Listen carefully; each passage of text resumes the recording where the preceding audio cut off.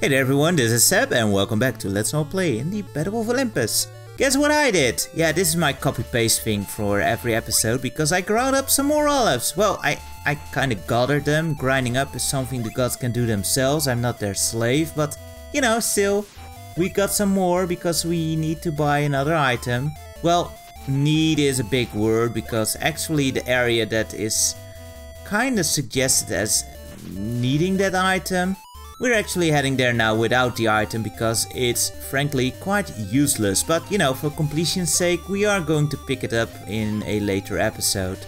So I got some more olives now because here is a great area to actually gather some.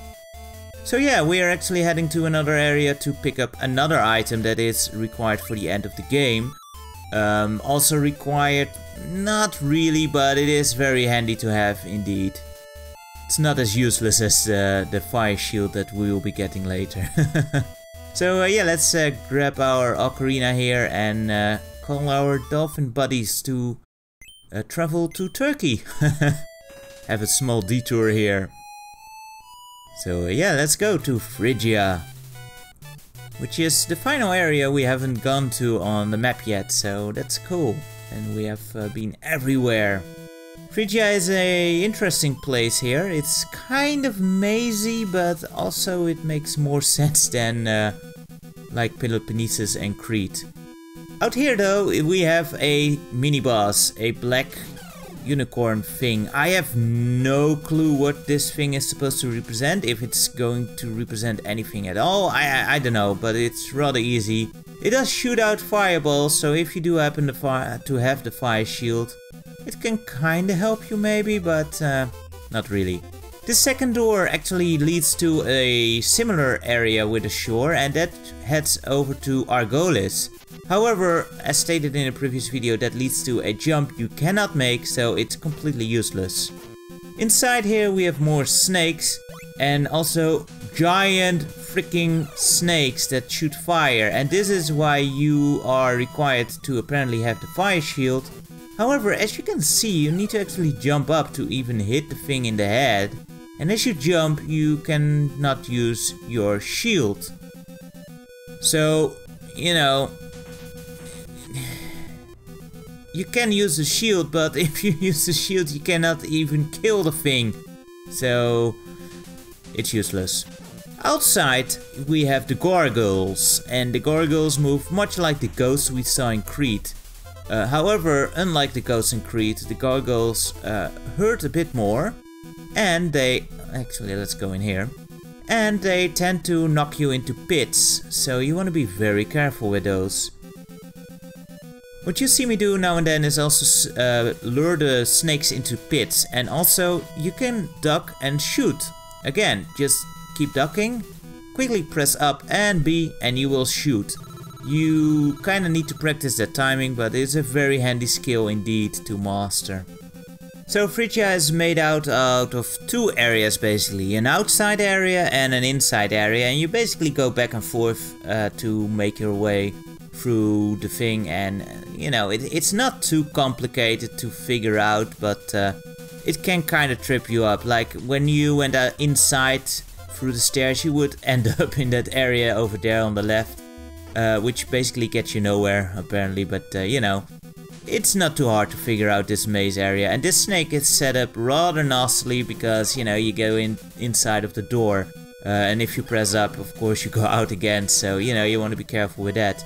There are more poorly put snakes in this area. There's one at the stairs later on, which is kind of a prick, because, well, basically there's no way to not get hit there. Anyway, there's two detours here. The first one was the fountain there, and there will be one later on where we can grab another small item. But yeah, be careful again with the gargoyles and also wait for them to come. Unlike many other enemies, gargoyles are finite, so you know, they will not respawn, so that's good to keep in mind. But you want to be very careful because they can fly in and knock you all over the place. You can use the stairs because just like as in Castlevania, as you are on the stairs you will not get hit, so that's very good to keep in mind. Or, well, you get hit, but you will not get knocked back, is what I mean. Anyway, here's the second detour of this area. Take this Ambrosia and rest for a while. Sweet, let's fill up. The god of Tartarus, Hades, has a magical hat to hide himself from sight. However, moon rays will make his shadow visible in a river. Cool, so not only did we get the final Ambrosia of the game, which gives us a complete life bar, but we also got a nice hint as to what the item here actually entails. Yeah, and this is a snake which is pretty much impossible to avoid any damage from. Yeah, because if you do not get the item here, then you will face an invisible boss fight at the end of the game, which isn't so much fun, as you might imagine. That being said though, there is a way to kind of make it a cheap boss fight, so technically speaking you do not need the item at all. Also be sure to not drop in that area that we were just in with the snake, that's why I just take the hit there and jump right into the snake. Because if you drop down, you drop all the way to the beginning of the area, you have to go all the way around again, so that kinda sucks. And yeah, of course here you want to be very careful with those gargoyles, because those platforms are tiny. And in here we find our final god of the game. Let's meet. Welcome, Xenos. I'm Artemis, the goddess of the moon. Hades conceals himself using a magic hat, but if you have this moon crystal... Yeah, let's get the moon crystal. Now we can actually summon the moon. Now that's some true power, ain't it? Or not. It does nothing. Hear the word of the gods. Don't forget it.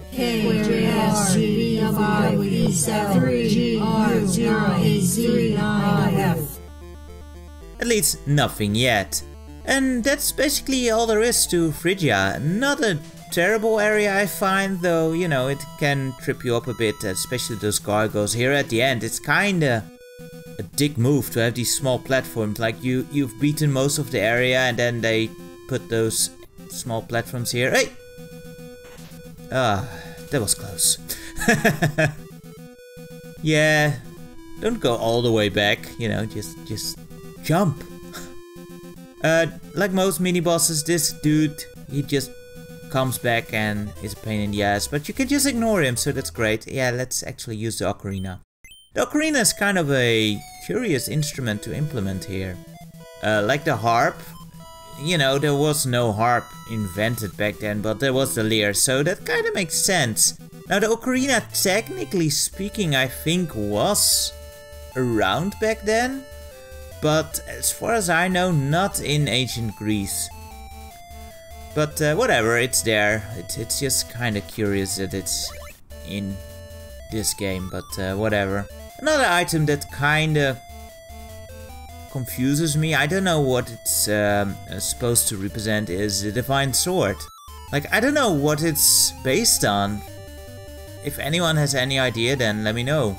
Also, the power of Argus, that lightning that shoots, I don't know what it's based on. I've no... It kind of looks like, you know, just the thunderbolt from Zeus, so maybe it's a reference to Argus, the king of Argos, the son of Zeus. But I don't know. Zeus had a lot of sons, so he wasn't a big fan of this whole monogamy thing. No, not his thing, not his strong suit.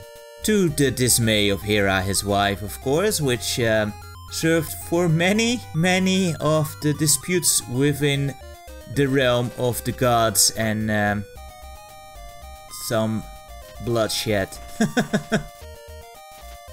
Yeah.